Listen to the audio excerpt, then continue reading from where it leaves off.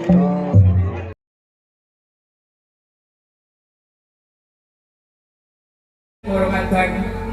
sedaya dengan sampun manawuh monggo Bapak.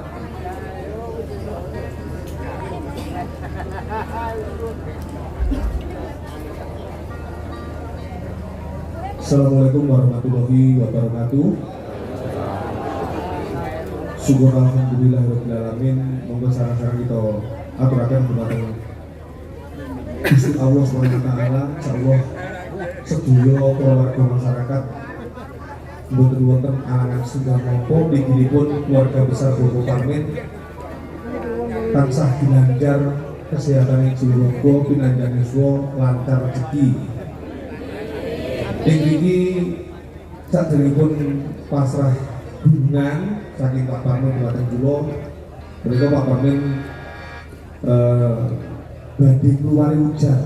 Awit rikala semanten panjenenganipun nate ujar, dene ujaripun menapa supados dipun aturaken Pak Parmin piyambak dipun sukseni kala rawuh ing dalu menika. Nggih Pak Bu. Monggo Pak kula aturaken dawuh ujaripun menapa panjenengan.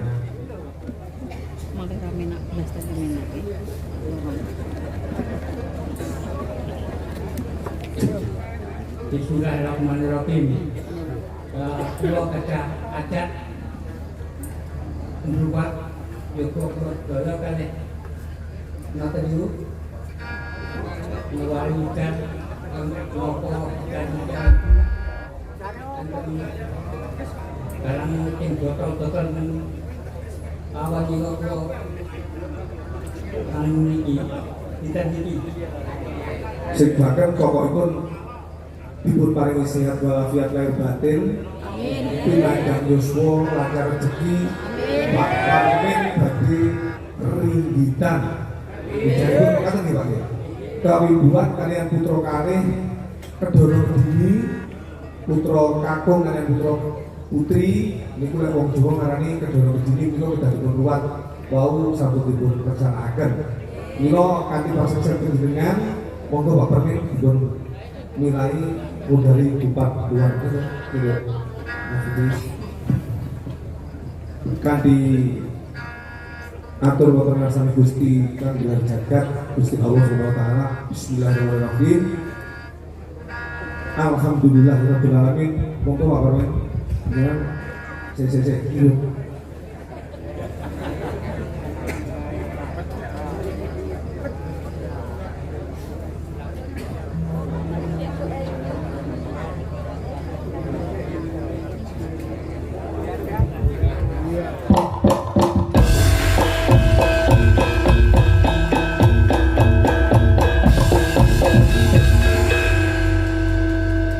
Monggo salajengipun lung sampeyan putripun wayang kayon aturaken di dalam eko prisiangga kanthi ucapan Bismillahirrahmanirrahim.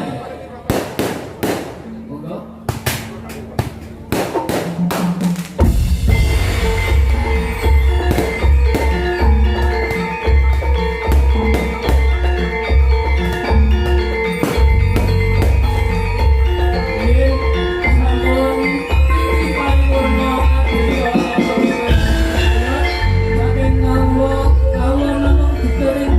Salam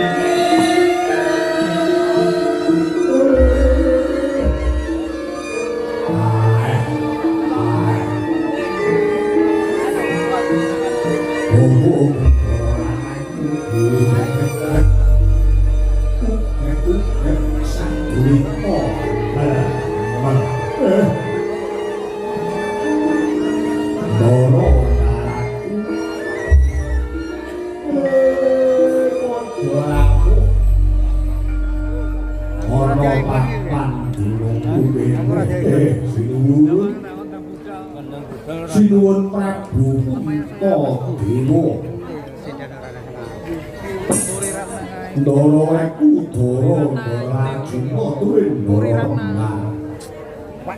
kenging kula wastani njalur gunung Kadingaren arawuhmu boten cetha langkung rumiyin Ngatasi kula menika tiyang sepuh inggih minangka dados pamongmu rumaos kaget nampi rawuh Paduka Sinuwun Prabu Dewa lan para mundhen Pandhawa Umpamya Paduka ngepengenaken kaliyan Semar Badraya boten kok kedah Paduka amuh iku boten ning cekap Paduka nimbali kula mesti sowan wonten ngarsamu Gusti mila monggo kula aturi paring dawuh rawuhmu dita wis obati satenane wonten ing dados menapa dituwun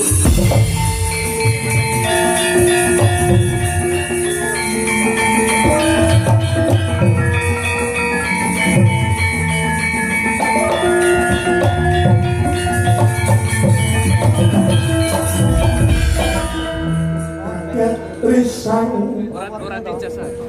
kapiranmu rinangkul kinempit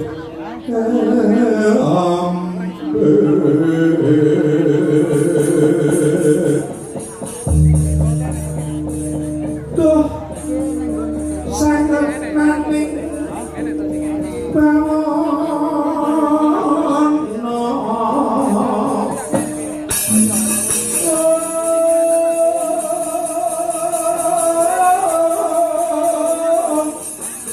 Iwo iku kang balangati yo itu kang sing tias yo itu kang kudu kering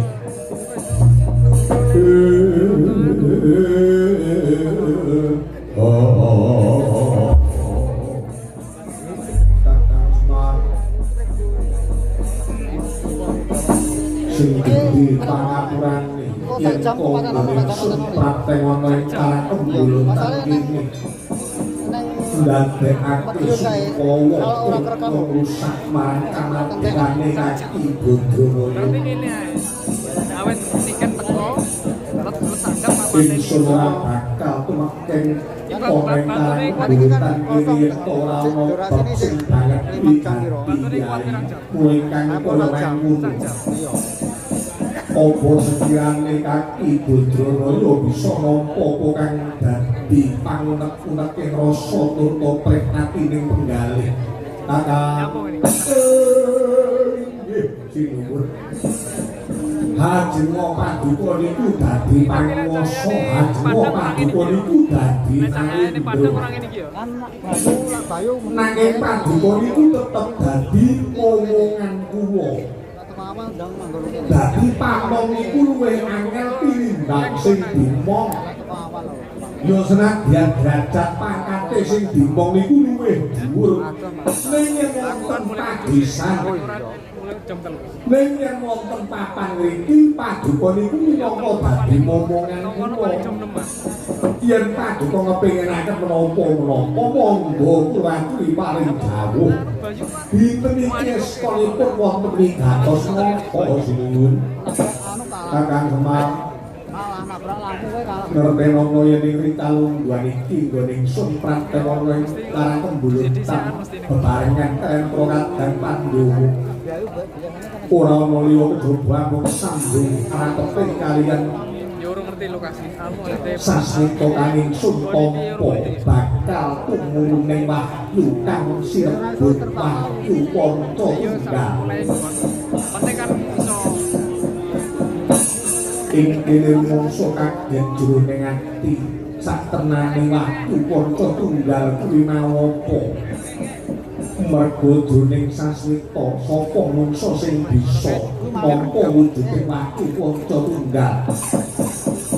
Kejaba pinardawa kamulyane pinanjang yuswa.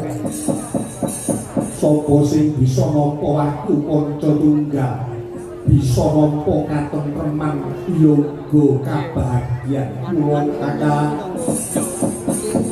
nggone ingsun temeke ngomong ing pangarepane Kaki Bandralaya. Mergo ingsun kepengin ngerti sak tengane wahyu panca tunggal kuwi apa. Mula ing ingsun wis rumangsa kasrah ya mung Kakang Bandralaya sing bisa ngerteni sejatine wahyu panca tunggal kuwi apa Kyai.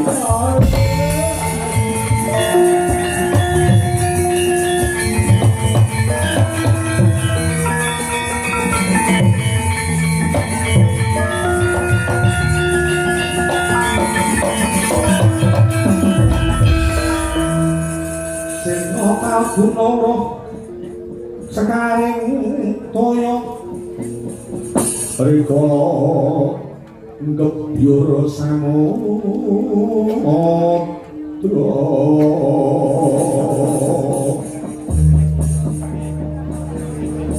alun kula magulung-gulungan lumembah penyuku mampang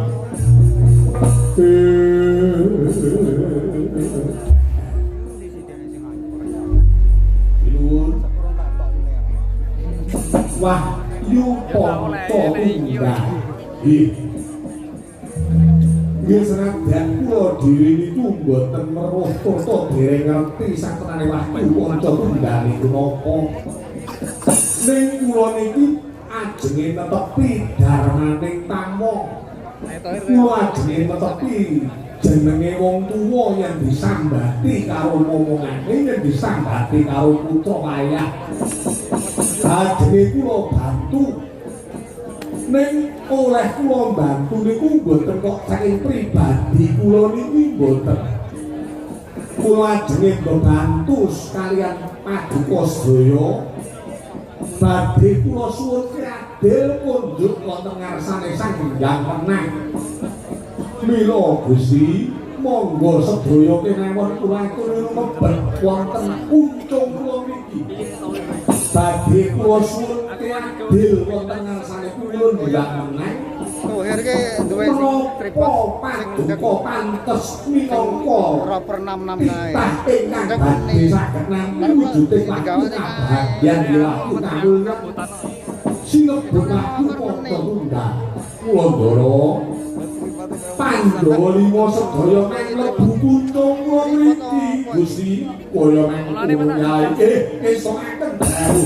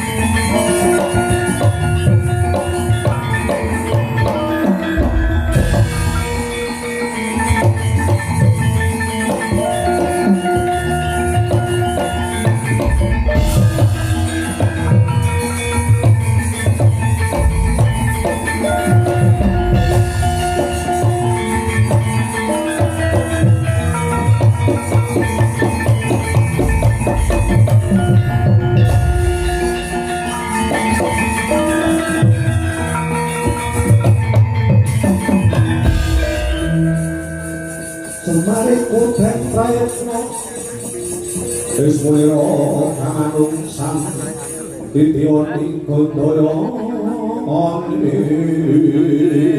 wedi kamputan. Trisuna ngomong ulang gelar-gelar semedi tengah lantar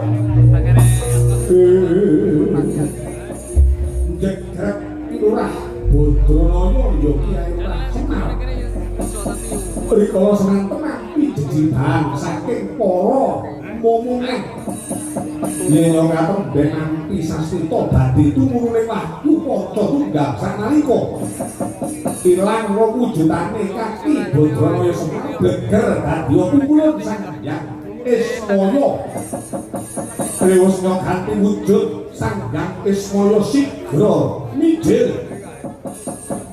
sigra wijil saking karang kembulutan lesat ing angkasa sowan ringarsane sang Hyang Wenang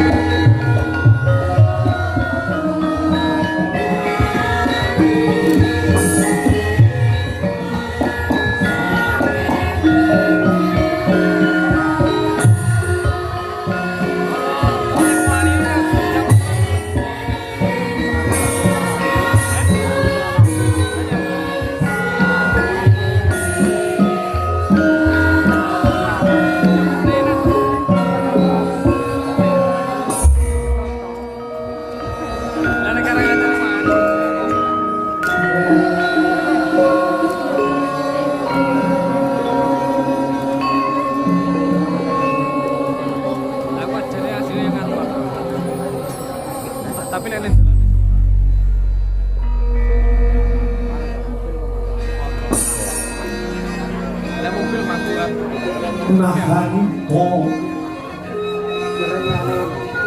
sering nalendra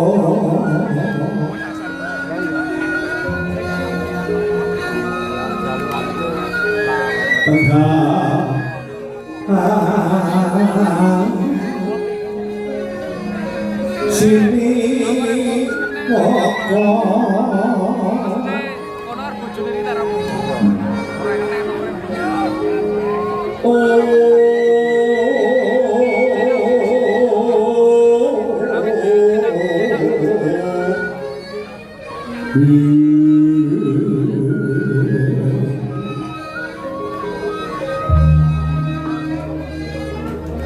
ing sitinggil sikra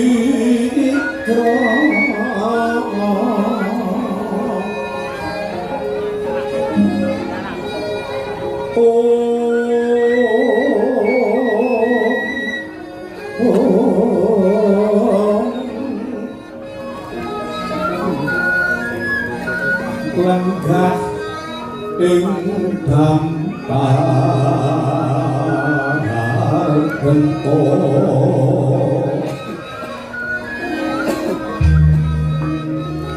ingkang kapi witing kencana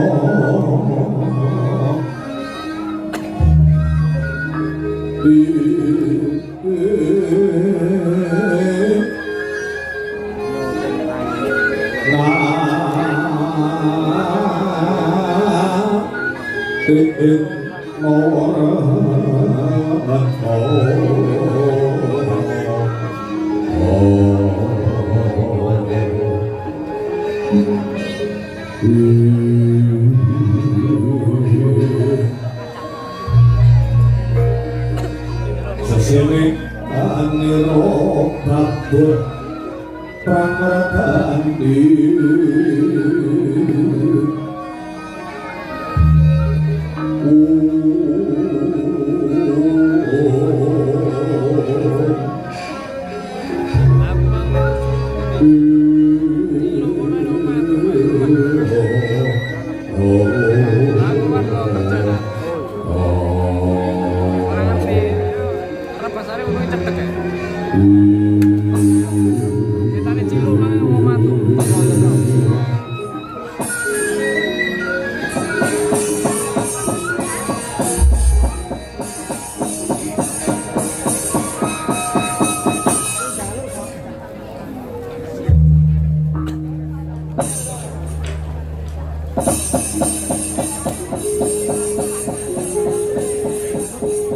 Tuk Sri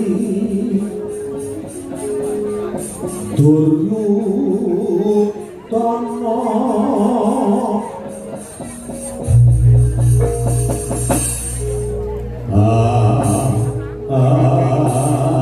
mengku asmara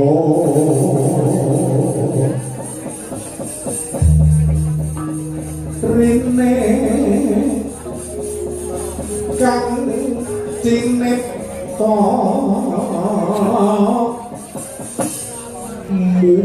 muhung wangsite yuang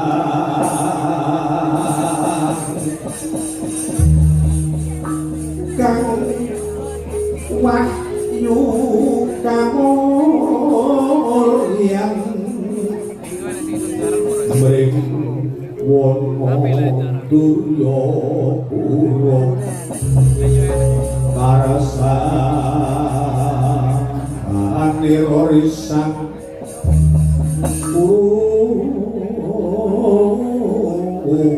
pati anduta mring prisan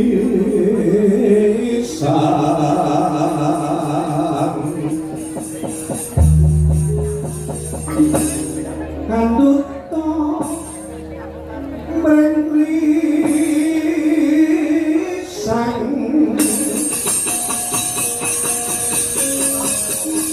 oh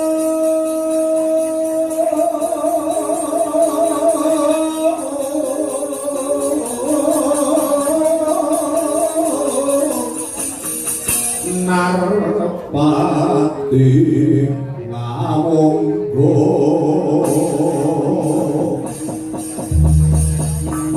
lenyo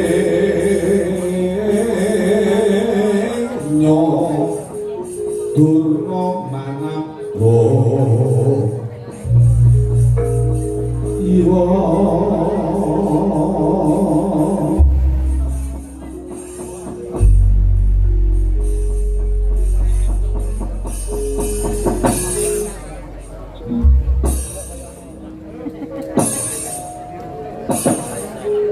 Iwang adi mugi mayu ngono sagung dimati nuwun Bopo Parban Durna Kakang Narpati Basumarmo Kulit Aman Haryo Sangguni Sarawuh dengan dikotring sawaris nangling uwa bersinggil projwasrimo kejawi ngaturaken pambagyo basuki rahajaning mampah kula ngaturaken pasahan para krami mawan tuwan pungkur duka sandak wadha jeneng dika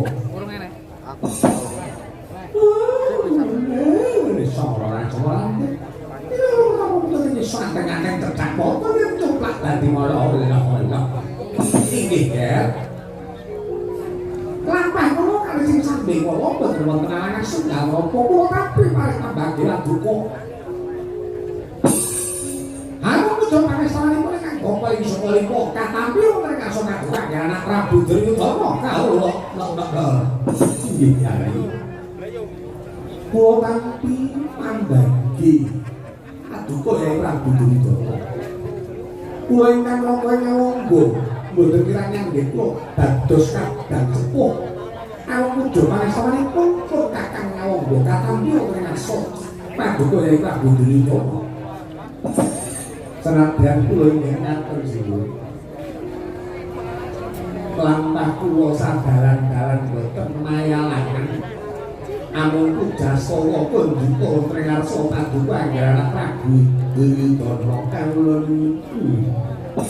nggih kanadha tangan kula kalih kula pundi melahana Gowarsana paring pangestunipun para punden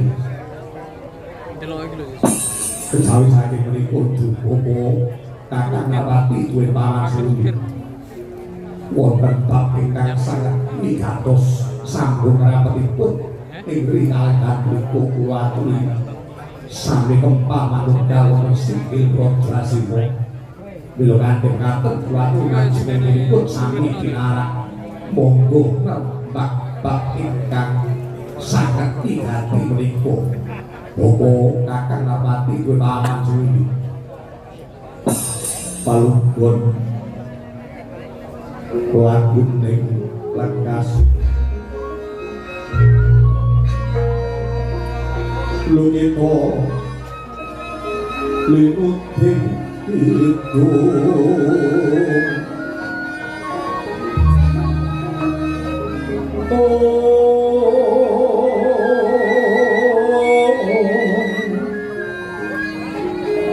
kadung kader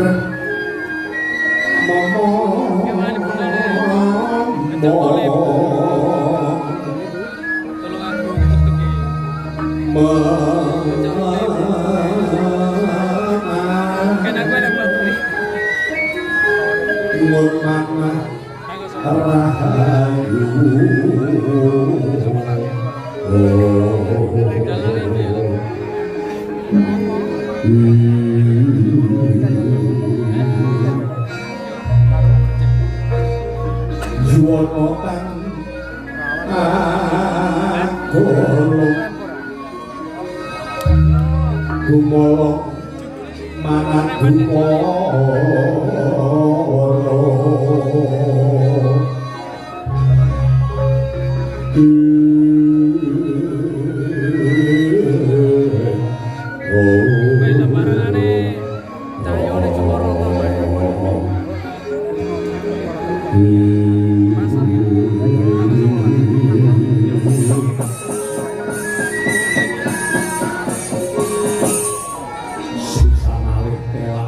dengan panuring kakang pembindan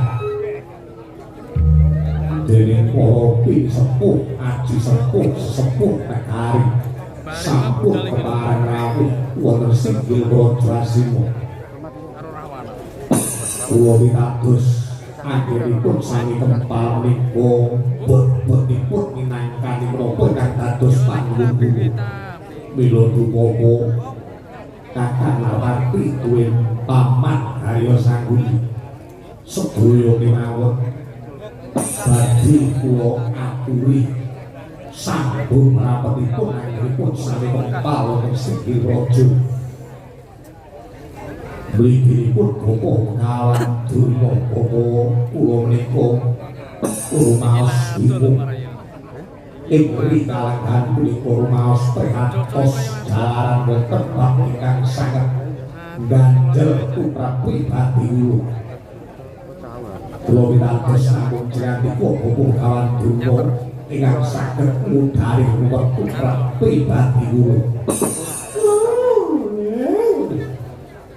Pasang timbal, wonten kali. Napa sampeyan kok paring gawe kang atus aku? Mongko wonten singgil raja nika boten nemungaken pun bapa ing Sukalima tenadyan para sepuh. Sampun kempalan undang monggo to.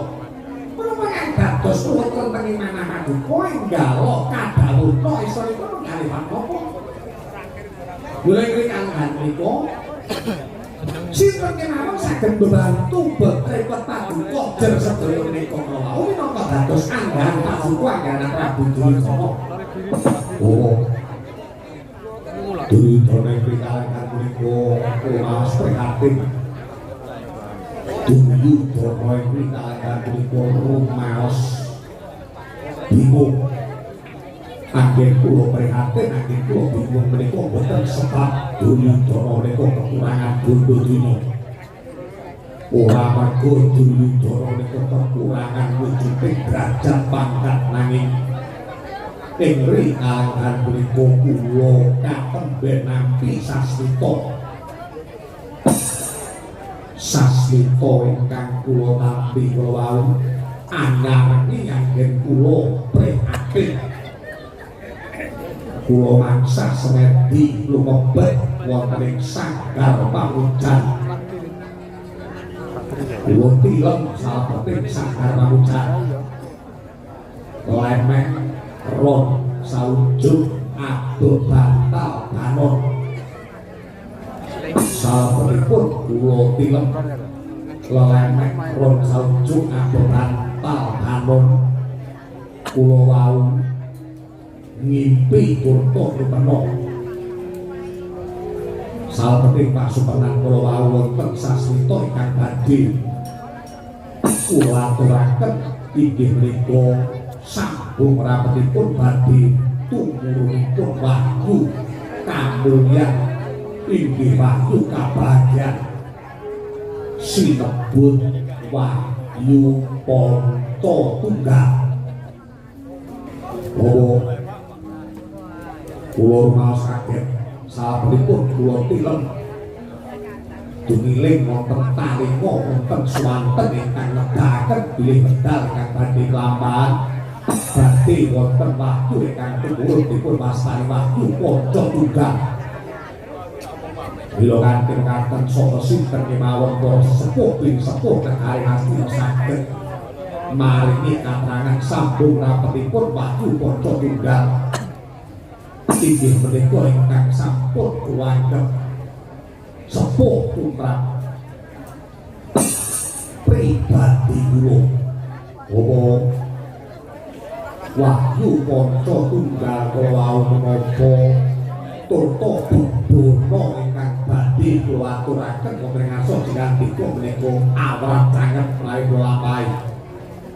Kula sadèrèngipun wahyu ponco tunggal ginakaken beberapa kula langkung rumiyin nyuwun iku praktikel jinantika ponco tunggal menika menapa Bapak kawan Durna. Kontak utamaning katon den nyokertateng pucaya enak ing dasing dasi kang samyo pradoy kayun kalih drampet nartama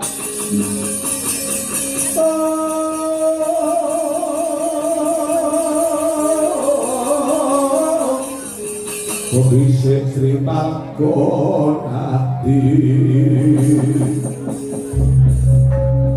Parang Gelo Prajaniro Mangkunoto Siro Prabu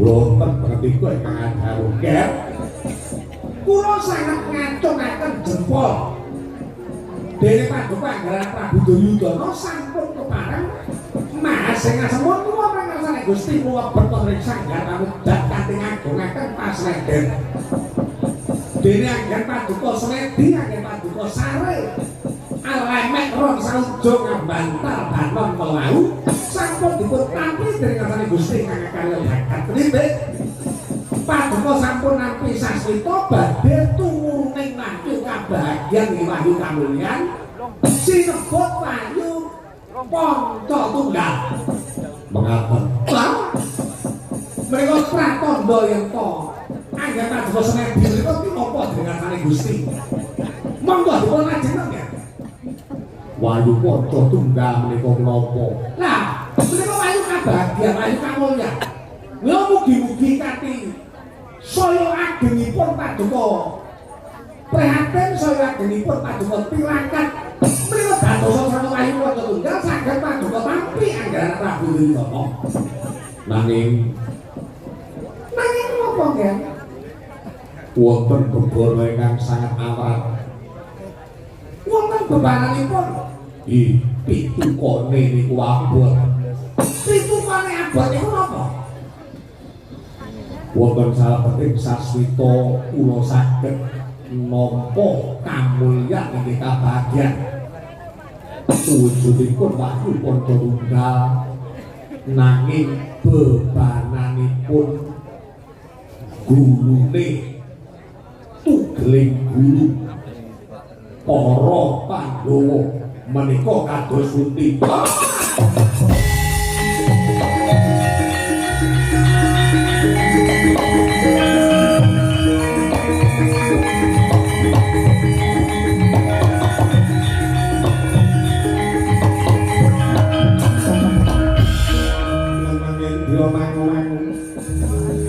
mangun kanduang lemang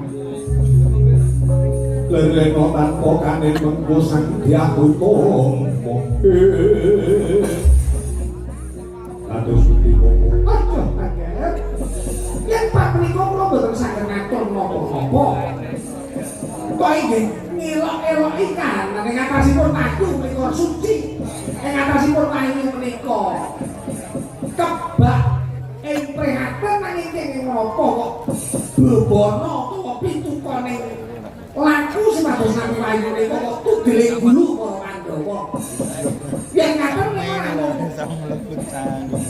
namung sarana anggenipun badhe mecah pasedherekan antawisipun para Kurawa lan para Pandhawa boten sinten pun ajengaken nggih menika namung panggoda kang rencana kula pitados dene menika pitukane laku nuwun sewu nggih umpami kula ngatur ngaten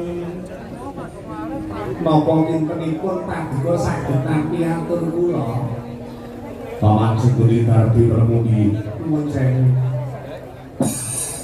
pendak-pendak pasewakan pendak-pendak wonten sarasean kula niki pun waleh rembug perkara kamulyan kabagyan perkara wahyu jane yen saking pengangen-angen kula Paduka niku sampun boten usah mikir perkara wahyu Sabe apa? Wahyu niku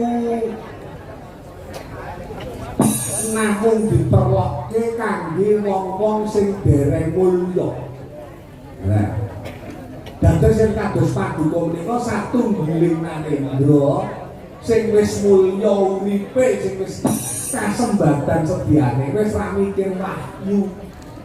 Wahyu niku namung pikirane wong wantur pengen mulya. Kirangane napa bondo donya paduka? Kurange apa derajat pangkat tumrap Duryudana? Lah kok sing mikir wahyu. Wahyu iki ora usah kok pikir nitek. Ngerti ni. Allah sekali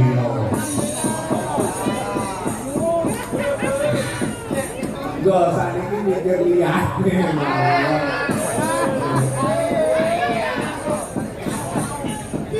Iya, pamangan gue, kok tulisan mikir wahyu. Jadi tembung wahyu itu pasti kok aku ngerti lah.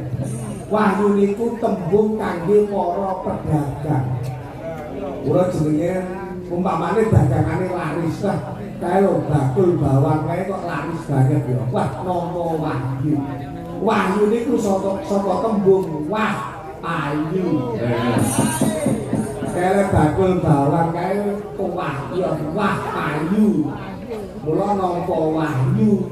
Lah paduka niku pun mulya wis penak uripe. Golek wahyu. Di wong-wong yang dunia itu diajari orang-orang itu gumantung derajat pangkat bondo dunia. Uang itu apa? Uripe jujur nek ora kederajatan bondo dunia during derajat pangkat uang itu mboten enten gunane. Ngono Pak. Nggih. Langkung-langkung wahyune gunane srana utawa tebusan gulune Pandhawa kudu pedhot.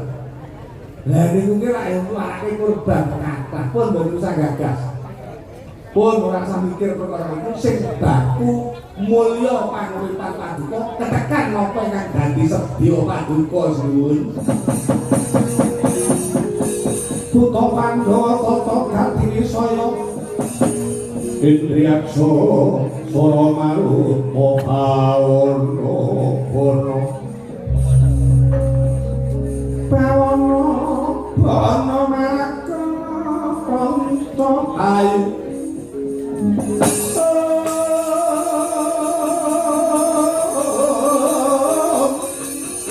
Wisi anakku lingan limo Ponco Bayu Ponco Bayu Wisian Maku Lingan limo Wah, ini pertolongan Terus kepada sembunyi Angkat demedem Penggalih Sang Prabu Duryudana Tidem tanono kang samyo nyabawa kedadak ketenagaran Jawi Ana satu giling Narendra niat kang samya sumewa munggah singgil praja galiah lampahira kaget raosip kalih Sang Prabu Duryudana